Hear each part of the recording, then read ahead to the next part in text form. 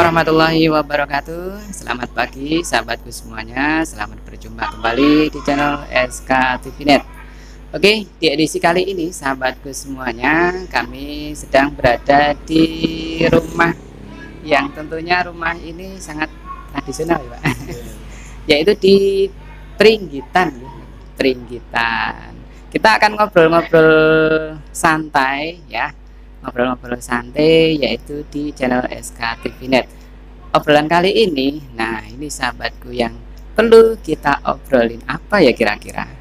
Oke, kami akan ngobrol sedikit tentang pencalonan kepala desa Bapak Prawoto SAP.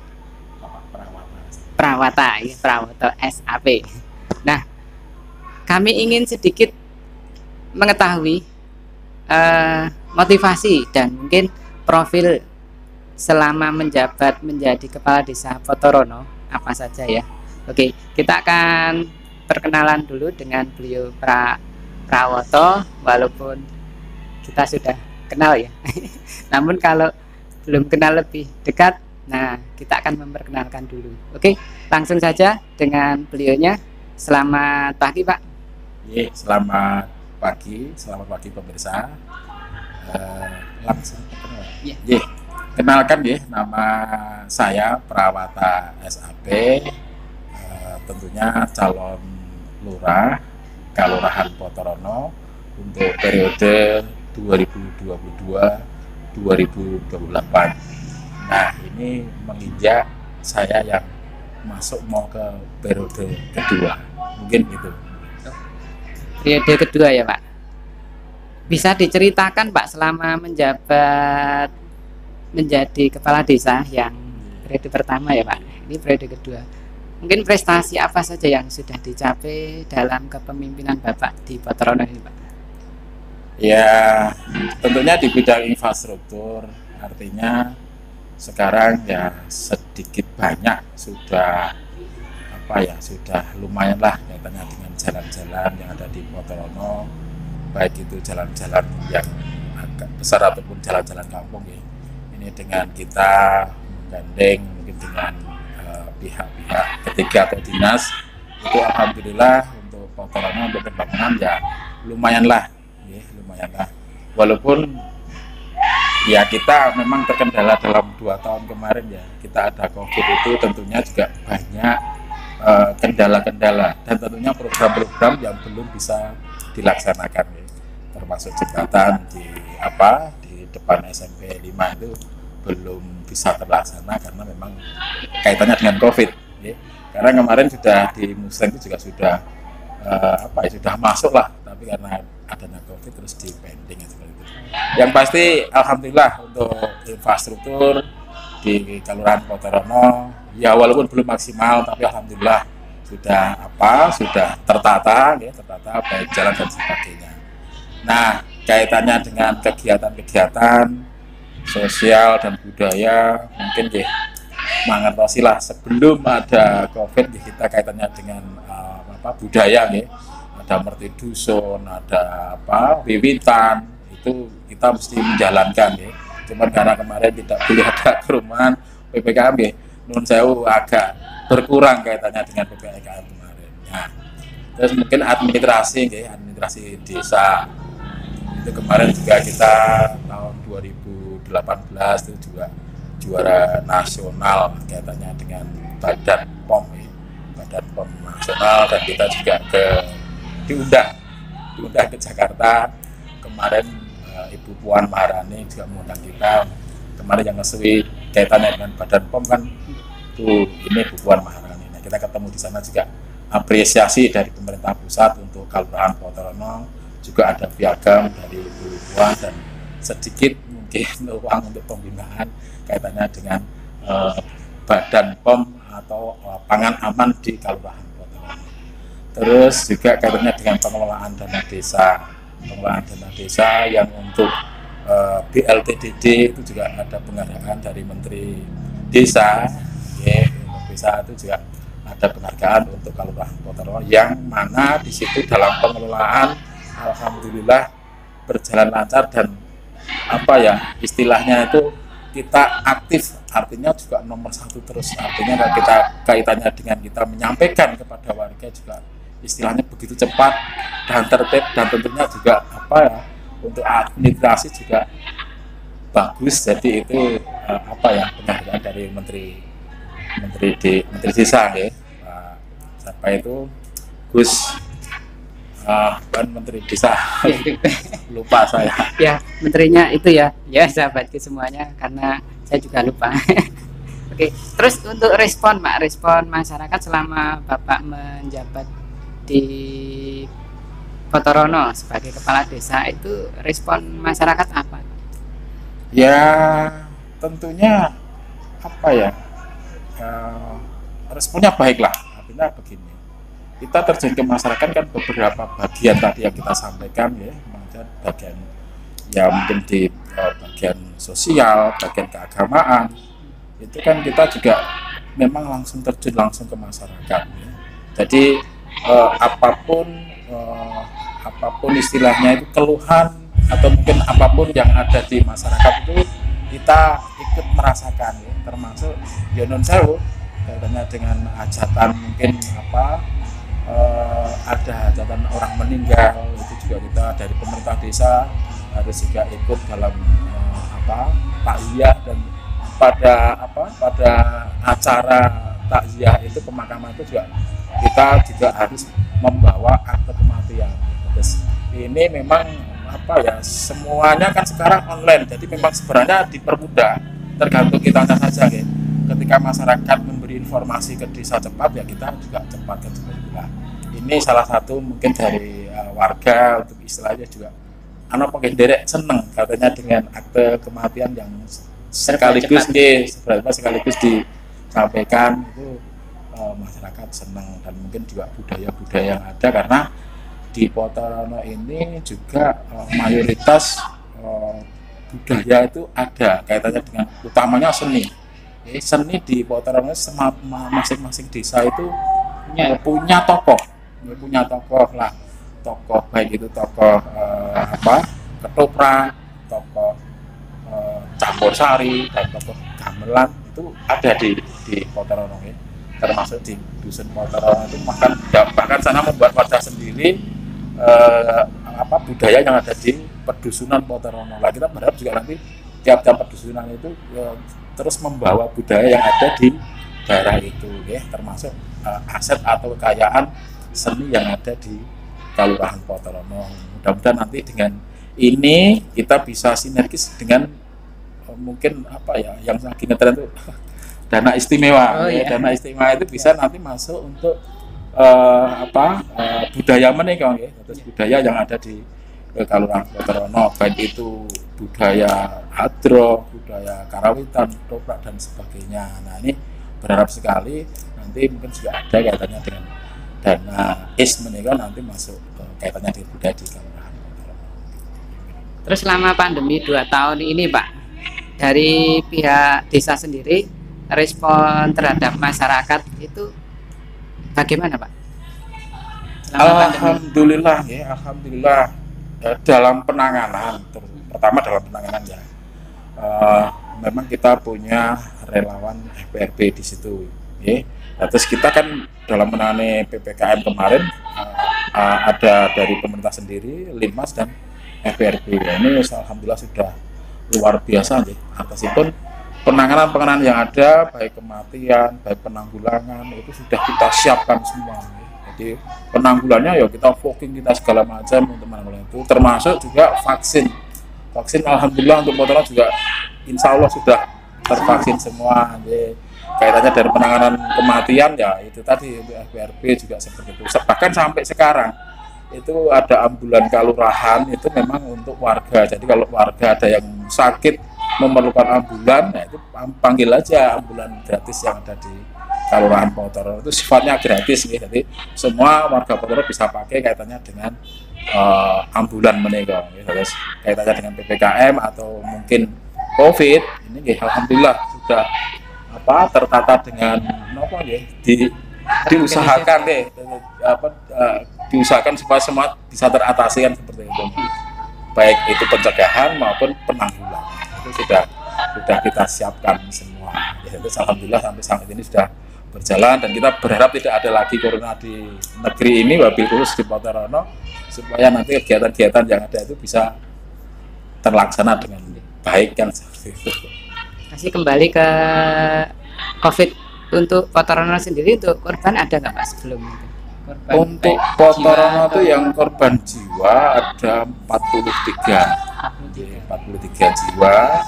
Itu yang kemarin selama yang banter-banternya itu di bulan Juni, Juli, Agustus di 2021. Nah, itu yang paling banter-banternya itu. Termasuk saya juga kemarin juga kena katanya, tapi alhamdulillah keluarga sehat semua. Itu yang banter di itu kemarin yang meninggal, dan kita mengusahakan satu ambulan ya gara-gara itu juga, karena kemarin kita benar-benar butuh banget ambulan ya. Saya sama Pak Tarik itu ya istilahnya wah delek-delek di depan musola ya, katanya dengan banyak yang kemarin itu ada 2 loh nggak salah. Terus mau bagaimana kan begitu. Nah, saya punya inisiatif, wah ini nak ngenteni ngenteni anggaran lama. Nah, kita terus bergerak menemani pengusaha-pengusaha yang ada di Kelurahan Ponorogo. Tapi ya alhamdulillah itu cuma satu pengusaha itu menyediakan ambulannya itu yang sanggup-sanggupnya. Habis itu dalam waktu seminggu 2 minggu kita sudah punya ambulan. Jadi kaitannya dengan warga kami yang meninggal sudah bisa teratasi sendiri. Kalau kemarin sih minjam. Nah, tapi alhamdulillah sekarang sudah punya sendiri ya. Terus ada kemarin juga program pembelian ambulan. Nah, kita dipakai untuk mobil siaga. Mobil siaga itu ya untuk operasional pemerintah Kelurahan Ponorogo. Mungkin mau ada peninjauan nyamuk dan PSN kalau Jumat itu pakai mobil siaga. Jadi alhamdulillah untuk semua kegiatan yang ada sudah tercover semua katanya dengan kesehatan dan sebagainya. Terus ini Pak, saat ini jenengan sebagai calon ya Pak. Kira-kira motivasi Bapak mencalonkan kembali apa Pak? Motivasinya Pak? Yang pertama adalah perjuangan, dan yang paling penting adalah mengabdikan diri pada masyarakat. Kita boleh cerita nggak nih? Boleh Pak. Jadi dulu itu memang saya pengusaha rosok, artinya rosok ya sudah lumayan lah, sudah berjalan dengan baik. Nah, ketika kemarin masyarakat menghendaki untuk bisa menjadi kepala desa waktu itu, kalau sekarang kan kelurahan. Nah, ini juga kita berpikir, nah mengingat usia saya juga sudah 50 sekarang ya. Nah, artinya kan apa, kalau bisa berbuatlah yang terbaik. Pengabdian ya, amanah. Nah, berawal dari itu, mungkin ya kita terus waktu itu daftar, dan alhamdulillah kan kemarin juga tidak ada rival, artinya nggak ada musuh lah, karena nggak tahu lah masalah ya, terus langsung jadi. Nah, jadi itu saya juga belum bisa apa-apa, karena basic saya adalah dagang ya, usaha lah gitu. Tapi karena kita paling pertama yang saya usahakan adalah menyatukan warga baik di dalam pemerintahan maupun di luar pemerintahan. Karena guyub rukun itu akan benar-benar akan tidak menghambat kegiatan atau pembangunan yang ada. Tapi kalau sudah pecah nah pertama kuncinya menyatukan yang ada di dalam. Termasuk kita harus semua sounding kabel, termasuk makan siang kita buat bersama. Kalau duluan mau makan siang kemana-mana, itu kan menjadikan ada kayak geng-geng. Sekarang walaupun cuman pakai tempe, kita makan bareng. Kan di situ kan ada kebersamaan gitu. Nah, ketika timbul kebersamaan terus menguat. Menguat untuk kemajuan bersama. Artinya apa? Memang kita bersatu gitu. Ada apapun kegiatannya, kalau kita bersatu pasti ya yang namanya banyak orang, ada yang pinter, ada yang enggak. Tapi yang seorang lurah memang harus pinter untuk bisa merangkul ya Indonesia sing pinter-pinter itu staff-staffnya itu memang harus yang ada termasuk Ponorogo alhamdulillah staf saya handal semua. Nah, berawal dari itu selama satu periode kita juga tahu tentang pemerintahannya seperti itu. Walaupun dulunya juga dulu ketua Karang Taruna di situ saya.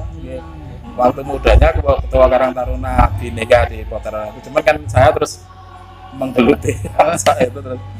Nah, terus kembali lagi ke desa. Sedikit ini ya Pak, sedikit pengalaman waktu jadi pemuda Karang Taruna. Pemuda Karang Taruna itu dulu berapa ya? Hampir 7 tahun. 7 tahun. Ya, alhamdulillah untuk organisasi sedikit banyak ya ngerti lah gitu. Ini ketika masuk kita tidak punya kepandaian atau skill apa, tapi berhubung ada kebersamaan kita lama-lama tahu kan seperti itu. Yang penting kenapa ngerengko baik di dalam tubuh kelurahan sendiri maupun masyarakat. Karena satu itu kemarin yang menghambat pembangunan itu karena kita tidak bersatu. Kalau kita bersatu, saya yakin pembangunan seberat apapun mesti bisa terlaksana. Terus ini Pak, kira-kira nanti seandainya Bapak terpilih kembali ya Pak, program-program apa aja Pak yang kiranya nanti akan Bapak laksanakan di periode berikutnya Pak? Ya, program pertama tentunya menjalankan atau menyelesaikan yang kemarin belum selesai. Karena di periode pertama itu karena kita di PKM memang ada beberapa hal yang belum selesai. Itu jelas itu kalau bisa menyelesaikan dulu itu. Terus yang kedua juga kaitannya dengan pembangunan baik itu pembangunan fisik maupun non fisik. Tapi kalau untuk ke depan itu kelihatannya nanti cenderung ke banyak yang non fisik, pemberdayaan termasuk UMKM dan juga kaitannya dengan kelompok-kelompok ternak. Nah, itu kita memang harus kita berdayakan karena Poterono kemarin memang geografisnya adalah pertanian. Tapi melihat fakta sekarang yang ada banyak berkembang juga untuk rumah dan juga untuk kemarin gali untuk pengolahan batu bata itu ya sedikit rusak untuk pertanian Poterono. Tapi kita tetap mempertahankan untuk pertanian yang boleh dikatakan masih 60% di Poterono, kita mempertahankan untuk bisa bertani. Di samping itu kaitannya dengan pemberdayaan tadi, atas kelompok-kelompok yang ada nanti kita kembangkan melalui kelompok-kelompok yang ada di Kelurahan Poterono. Itu. Kira-kira untuk UMKM di daerah Poterono sendiri yang saat ini terkelola lewat BUMDes atau masyarakat apa Pak? Yang terkelola lewat Bumkal BUMDes kalau sekarang Bumkal, Badan Usaha Milik Kelurahan. Oh, udah. Itu itu malah olahan-olahan yang sudah jadi termasuk dodol pasar.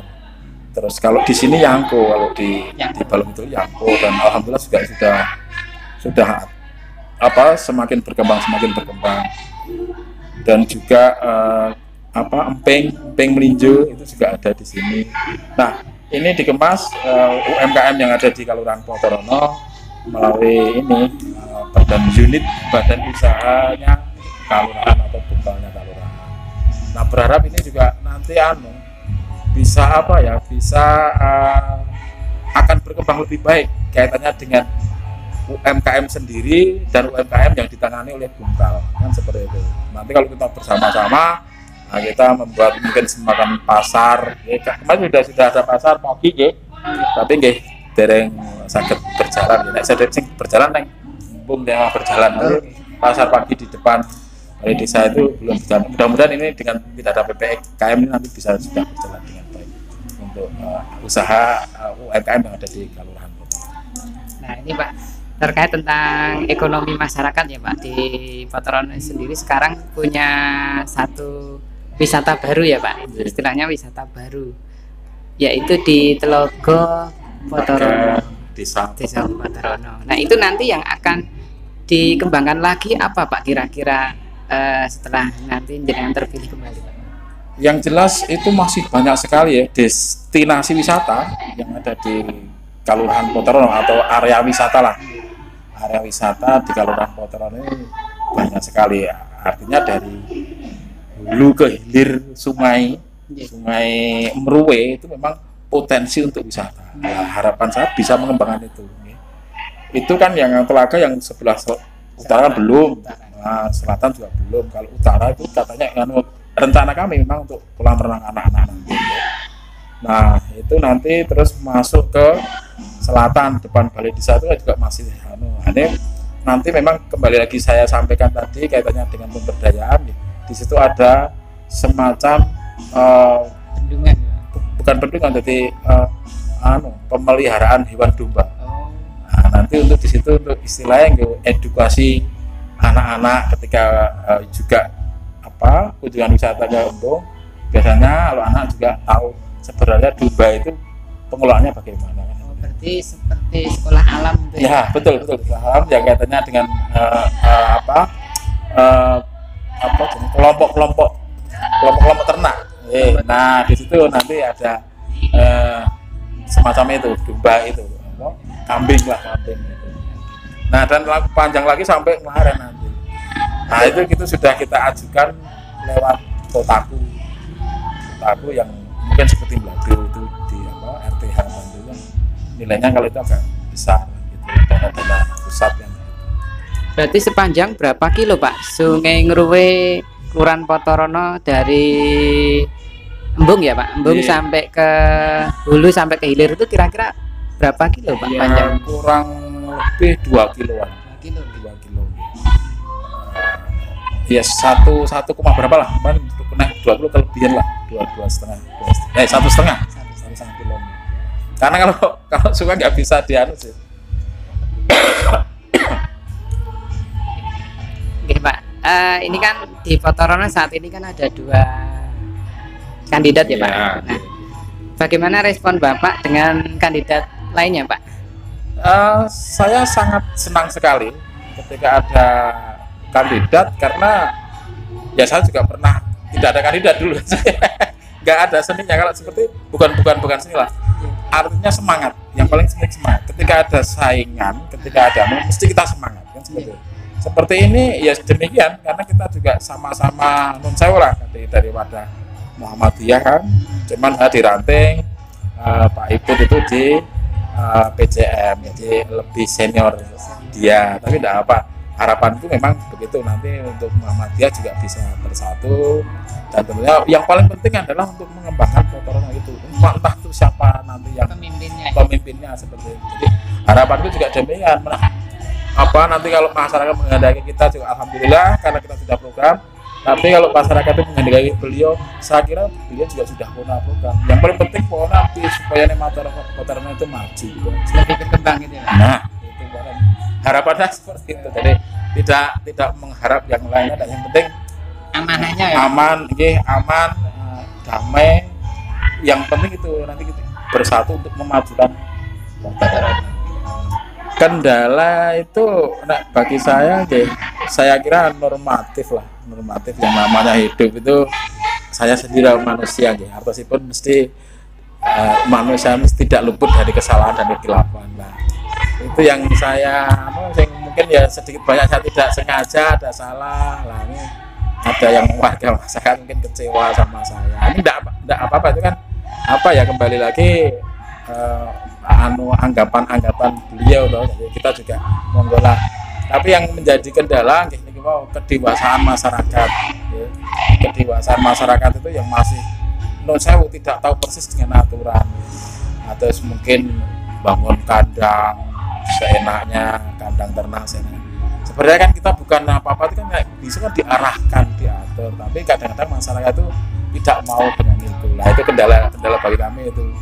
Dan juga kaitan dengan penataan ya, sebenarnya kan kita sudah punya program ya. Nah tapi biasanya agak sulit untuk itu ya. Termasuk gini kok, ternak-ternak yang masih ada di dalam kampung ya. Kelihatannya itu aja kendalanya ya.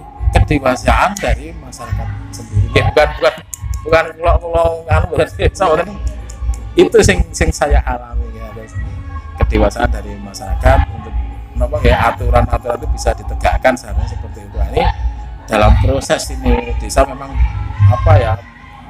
PR dari kami memang harus kita benar-benarkan aturan-aturan yang ada itu, walaupun menurut saya pahit ini mesti ono. Nah, ini satu lagi Pak, kebetulan saya ingat satu pertanyaan. Ini kan Potorono masuk masih kawasan pertanian ya Pak. Nah, dan saat ini untuk perkembangan perumahan di daerah Potorono sendiri kan lumayan pesat. Nah, untuk mempertahankan pertanian itu kira-kira seperti apa Pak desa untuk penanganannya? Yang pasti kita lihat dulu tanahnya.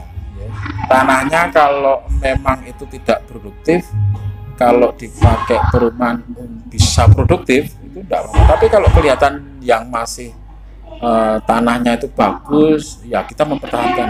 Bagaimana caranya tetap kita pertahankan, jangan sampai untuk lahan hijau yang masih bagus untuk pertanian dijadikan perumahan. Itu yang paling kita pegang ya. Jadi memang harus memang harus tegas, ya, harus tegas ya, nggak boleh. Cuman nih Potorono itu biasanya izinnya sudah lama-lama gitu loh. Jadi yang sekarang itu belum ada, tapi semua yang ada itu izin yang lalu kan seperti itu. Jadi kita tinggal nemu aja.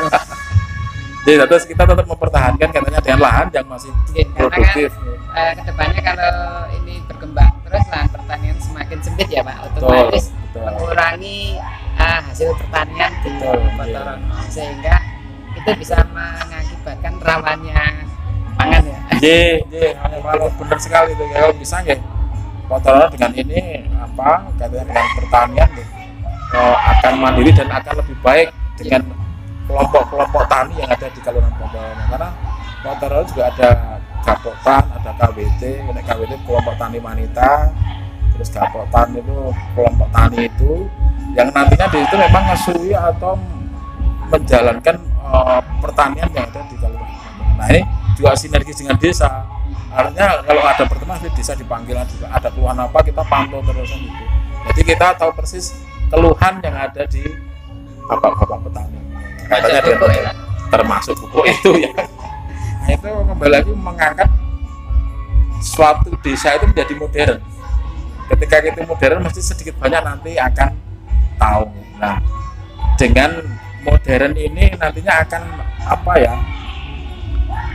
imet makin ngerti lah kemajuan zaman sekarang seperti ini katanya dengan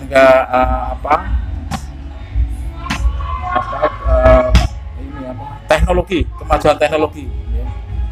Karena kan sekarang semakin teknologi bisa semakin cepat kan gitu. Nah itu kita terobosannya di situ ya. Kita juga mengasih wifi di masing-masing peduluan. Artinya apa? Tetap masyarakat itu akan lebih dewasa ketika nanti lihat perubahan atau perkembangan yang ada.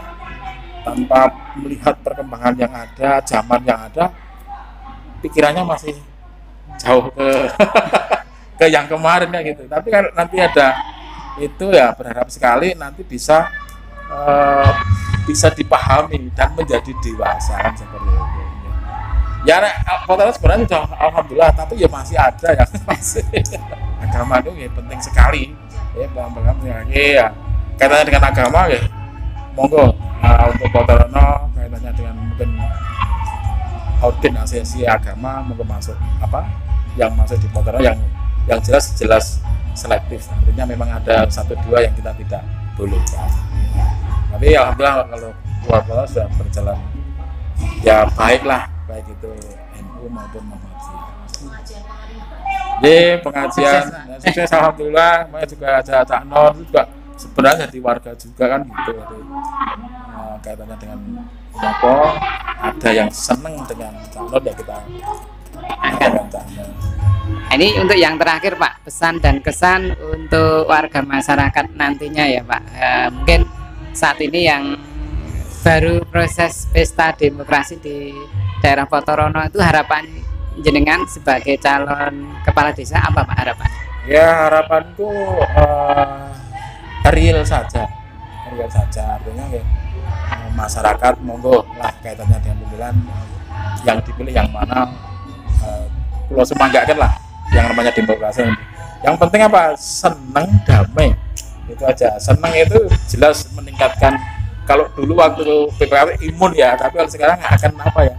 Kalau senang itu tetap mencegarkan pikiran juga kan seperti itu. Jadi jangan dibuat pilihan ini sepaneng, dan mungkin juga apa ya? Kalau dulu kan harus apa ya? Semacam itu. Kalau sekarang dibuat enak saja, karena juga kemajuan zaman memang harus begitu. Jadi Kotorono sebagai penyangga kota juga harus kembali lagi, harus modern. Modern itu juga harus maju, kaitannya maju dan dewasa. Nah, kedewasaan itu karena malah sing non sewu lah, sing kolot-kolot juga masih banyak. Kolot-kolot itu ya apa ya, yang apa ya, tidak sesuai karo non sewu, kaitannya dengan mungkin aturan dan hal-hal yang ada kan seperti itu, masih ya nggak banyak apa mas, ada lah. Kita akan boleh dikatakan mendewasakan masyarakat kalau Kotorono, monggo yang paling penting untuk bisa menjadikan Kotorono maju, itu saja. Kotorono bersatu ya, Kota bersatu, Kotorono maju, itu siapapun pemilihnya, harapan saya seperti itu. Nah itu tadi tidak terasa ya, kita berbincang-bincang cukup panjang lebar ya di tempat yang tentunya sejuk karena dekat dengan persawahan, yaitu di Gria Pringgitan ya Pak, Gria Pringgitan. Dan sekaligus Pak tak promosikan Pak. Oh, siap. Di Gria Pringgitan ini juga bakmi ada bakmi kopi Pringgitan seperti apa Pak? Ya memang menunya kopi sama bakmi. Waduh, nah itu menunya bakmi sama kopi. Tapi bukan Jawa. dicampur ya Pak? Bukan dicampur. Ya.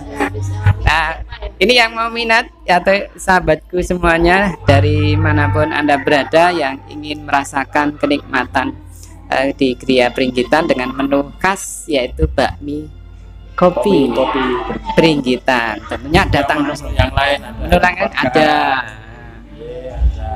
masakan apa khasnya ya. Lodeh. Berarti khas pedesaan ya Pak? Khas pedesaan. Nah itu tadi sahabatku, lokasinya sangat mudah dijangkau. Nah sahabatku yang belum tahu, ini bisa lewat dari ring road ya Pak, ring road nanti arah kecamatan, Pasar Ngipik Lama ke selatan. Nah nanti dari Pasar Ngipik ke selatan kira-kira berapa meter Pak? 1,5 dari ring road. 1,5 kilo ya Pak, 1,5 dari ring road. Nanti ada Gapura ya Pak, sebelah utara pom bensin. Sebelah utara pom bensin Balong ya sahabatku semuanya. Silakan datang ke sini aja. Harganya terjangkau. Murah meriah pokoknya khas pedesaan. Begitu sahabatku semuanya. Terima kasih. Semoga bermanfaat informasi ini dan tentunya menginspirasi sahabatku semuanya dimanapun Anda berada. Tetap di channel SKTVNet kami berkembang untuk sahabatku semuanya. Terima kasih. Assalamualaikum warahmatullahi wabarakatuh.